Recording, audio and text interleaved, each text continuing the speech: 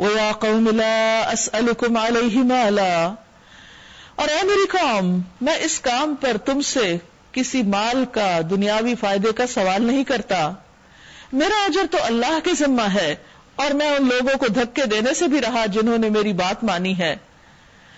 اور وہ آپ ہی اپنے رب کے حضور جانے والے ہیں، یعنی ان کی جو بھی قدر و قیمت ہے ان کے رب کو اچھی طرح معلوم ہے، مگر میں دیکھتا ہوں کہ تم لوگ جہالت برت رہے ہو۔ اور اے قوم، اگر میں ان لوگوں کو دھتکار دوں تو خدا کی پکڑ سے مجھے کون بچانے آئے گا؟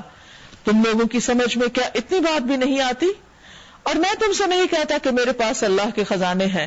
نہ میں یہ کہتا ہوں کہ میں غیب کا علم رکھتا ہوں، نہ میرا یہ دعویٰ ہے کہ میں فرشتہ ہوں،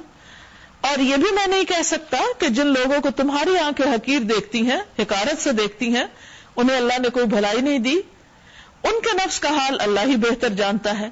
اگر میں ایسا کہوں تو ظالم ہوں گا۔ آخرکار ان لوگوں نے کہا، اے نوح، تم نے ہم سے جھگڑا کیا، یعنی نوح علیہ السلام نے ان کے اعتراضات کے جو جواب دیے اس کا انہوں نے جھگڑا کہہ دیا اور بہت کر لیا، اب تو بس وہ عذاب لے آؤ جس کی تم ہمیں دھمکی دیتے ہو اگر تم سچے ہو۔ نوح علیہ السلام نے جواب دیا، وہ تو اللہ ہی لائے گا اگر چاہے گا، اور تم اتنا بلبوتا نہیں رکھتے کہ اسے روک سکو، یعنی جس دن عذاب آ گیا پھر تم اسے روک نہ سکو گے۔ اب اگر میں تمہاری کچھ خیر خواہی کرنا بھی چاہوں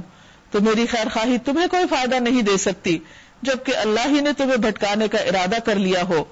یعنی تمہاری ہٹ دھرمی اور یہ شر پسندی اور بے وجہ کے جھگڑے اور بحثیں، یہ ساری چیزیں تمہارے حق کے قبول کرنے کے راستے میں رکاوٹ بن گئی ہیں۔ اس بنا پر اللہ تعالیٰ اب تمہیں ہدایت بھی نہیں دینا چاہتا، وہی تمہارا رب ہے اور اسی کی طرف تمہیں پلٹنا ہے۔ اے محمد صلی اللہ علیہ وسلم، کیا یہ لوگ کہتے ہیں کہ اس شخص نے یہ سب کچھ خود گھڑ لیا ہے؟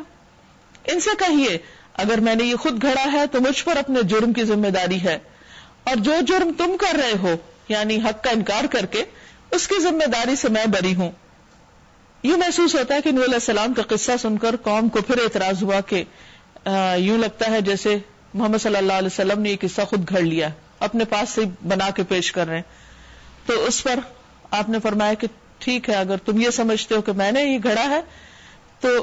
مجھ پر اپنے اس کام کی ذمہ داری ہے، لیکن جو الزام تم لگا رہے ہو اور جو جرم تم کر رہے ہو حق کا انکار کر کے، اس کے پھر تم خود ہی ذمہ دار ہوگے۔ وَأُوحِيَ إِلَىٰ نُوحٍ، اور نوح علیہ السلام پر وحی کی گئی کہ تمہاری قوم میں سے جو لوگ ایمان لا چکے بس وہ لا چکے، اب کوئی ماننے والا نہیں ہے، ان کے کرتوتوں پر غم کھانا چھوڑ دو اور ہماری نگرانی میں ہماری وحی کے مطابق ایک کشتی بنانی شروع کر دو،